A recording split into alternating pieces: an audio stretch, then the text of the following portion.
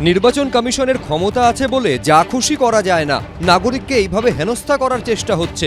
আপনারা নিজের ক্ষমতার অপব্যবহার করছেন। বাইক বিধি নিয়ে বৃহস্পতিবার এই ভাষাতেই নির্বাচন কমিশনকে ভর্ৎসনা করলেন কলকাতা হাইকোর্টের বিচারপতি কৃষ্ণা রাও। বাইক র্যালি নিষিদ্ধ করা ছাড়াও ভোটের দুদিন আগে 21 এপ্রিল মোটর বাইক চলাচলের ক্ষেত্রে বেশ কিছু বিধিনিষেধ জারি করে নির্বাচন কমিশন। সেই নির্দেশকে চ্যালেঞ্জ করে কলকাতা হাইকোর্টে মামলা করেন আইনজীবী ঋতঙ্কর দাস।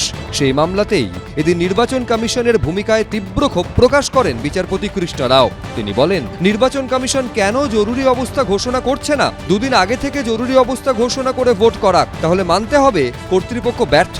এভাবে সাধারণ নাগরিকের অধিকার হরণ করা যায় না। আইনজীবীর উদ্দেশ্যে বিচারপতি বলেন, আপনারা কেন নির্বাচন কমিশনকে বোঝাতে পারছেন না? তাহলে গাড়িও বন্ধ করে দিন, তাতেও তো লোকজন বোমা অস্ত্র নিয়ে গিয়ে গোলমাল পাকাতে পারে।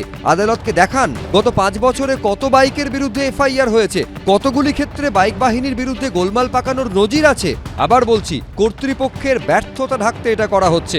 ভর্ৎসনার সুরে কমিশনের উদ্দেশ্যে বিচারপতি আরো বলেন, আপনারা নিজের ক্ষমতার অপব্যবহার করছেন। যেহেতু ভোটের সময় আপনাদের ক্ষমতা বা এখতিয়ার আছে, এটা অন্যায়। অন্য রাজ্যে কোথায় এমন বিজ্ঞপ্তি দিয়েছে দেখান। 24 ঘন্টার জন্য হলেও মানা যায়, এখানে 72 ঘন্টার বেশি। আপনাদের পুলিশ প্রশাসন আছে, সিসিটিভি আছে, তাহলে এগুলোর দরকার কি? সব বন্ধ করে দিন। বিজ্ঞপ্তি দিয়েছেন কিসের ভিত্তিতে? নজির কোথায়? রেফারেন্স দিন। অযৌক্তিকভাবে এতদিন ধরে সবকিছু থামিয়ে রাখার চেষ্টা। নির্বাচন কমিশনের কাছে হলফনামা তলব করেন বিচারপতি কৃষ্ণা রাও। ভোটের জন্য মানুষের রুটি রুজি, ছেলে মেয়েদের পড়াশোনা, তার ক্ষতি করা যায় না। আদালত সেই কথাগুলো গ্রহণ করেছে। মহামান্য আদালত এই যে নির্বাচন কমিশনের নির্দেশিকা, তার উপর স্থগিতাদেশ দিতে যাচ্ছিলেন। আগামীকাল যদি এই সংক্রান্ত সমস্ত তথ্য দিয়ে আদালতকে সন্তুষ্ট করতে না পারেন, এই নির্দেশের ওপর খুব সম্ভবত স্থগিতাদেশ জারি করে দেবে মহামান্য কলকাতা হাইকোর্টের কৃষ্ণা রাওয়ের বেঞ্চ। এই নিয়ে শুরু হয়েছে রাজনৈতিক চাপানুতর। ইলেকশন কমিশন ক্ষমতার অপব্যবহার করেছে, বিজেপির দালাল দলদাস। আরে মোটর বাইক রাজনৈতিক কর্মীরা যদি ব্যবহার করেন, তো মোটর বাইক ব্যবহার করা তো অন্যায় নয়। কত বড় দায়িত্বজ্ঞানহীন জনবিরোধী হলে এই টু হুইলারের উপর নিষেধাজ্ঞা। হাইকোর্টের মতো রায় দিয়েছে, কিন্তু এখানকার পজিশন, বাইকগুলোর বাইক বাহিনী কিভাবে ইউজ হয়, লাস্ট কয়েকটা ইলেকশনের অভিজ্ঞতা থেকে আজকে পশ্চিমবঙ্গে বাইককে তারা বন্ধ রাখতে বলেছে।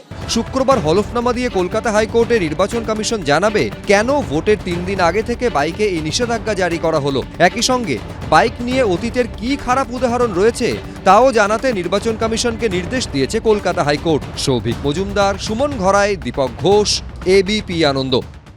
সমবায় ভোটে বোমাবাজির মামলায় আগেই তলব করে নোটিশ পাঠিয়েছিল এনআইএ। প্রথম দফার ভোটের দিন হুমকি দেওয়ার অভিযোগে নন্দীগ্রামের তৃণমূল নেতা শেখ সাহাবুদ্দিনের বাড়িতে পৌঁছে গেল কেন্দ্রীয় বাহিনী। टावर लोकेशन नहीं शो कर रहा है।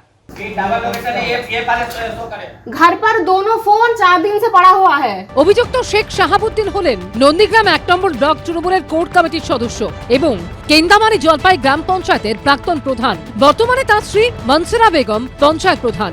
অভিযোগ, বৃহস্পতিবার ভোট চলাকালীন বুথে বুথে ঘুরে ভোটারদের প্রভাবিত করার চেষ্টা করেন তৃণমূল নেতা শেখ সাহাবুদ্দিন। নন্দীগ্রামের বিজেপি প্রার্থী শুভেন্দু অধিকারীও একটি বুথে গিয়ে কেন্দ্রীয় বাহিনীর কাছে একই অভিযোগ জানান।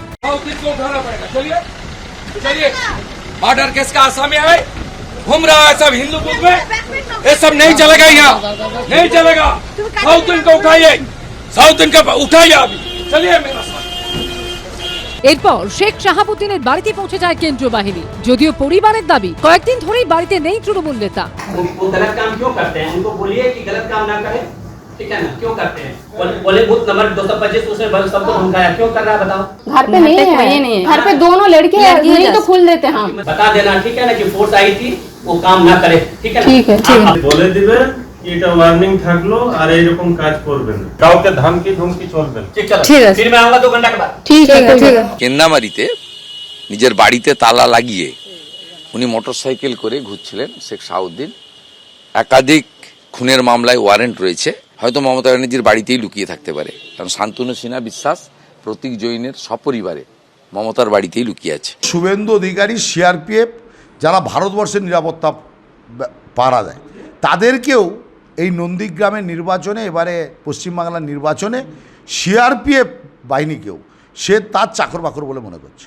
সূত্রের দাবি, শেখ শাহাবুদ্দিনের নামে একাধিক মামলা রয়েছে। সম্প্রতি সমবায় ভোটে বোমাবাজির মামলায় ওই তৃণমূল নেতা সহ 43 জনকে তলব করে এনআইএ, যদিও তারা হাজিরা দেননি বলে সূত্রের দাবি। এরই মধ্যে ভোটে প্রভাব খাটানো ও হুমকির অভিযোগ উঠল সেই তৃণমূল নেতার বিরুদ্ধে। বিজন চক্রবর্তী ও শিবাশিস মৌলিকের রিপোর্ট, এবিপি আনন্দ। এবিপি আনন্দ, এগিয়ে থাকে, এগিয়ে রাখে।